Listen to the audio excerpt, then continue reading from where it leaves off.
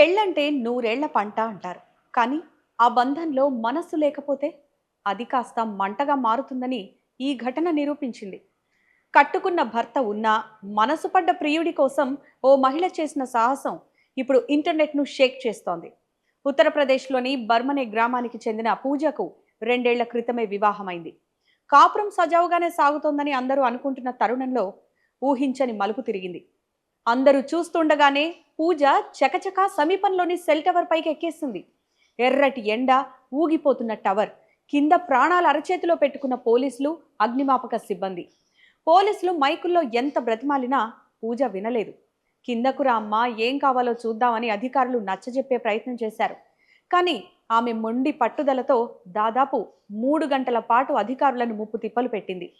చివరికి అధికారులు చాకచక్యంగా వ్యవహరించి ఆమెను సురక్షితంగా కిందకు దించారు. కిందకొచ్చాక ఆమె చెప్పిన సమాధానం విని అక్కడి వారంతా నోరెళ్లబెట్టారు. నాకు ఇష్టం లేకుండానే ఈ పెళ్లి చేశారు. నేను నా భర్తతో ఉండలేను. నేను వేరే వ్యక్తిని ప్రేమిస్తున్నాను.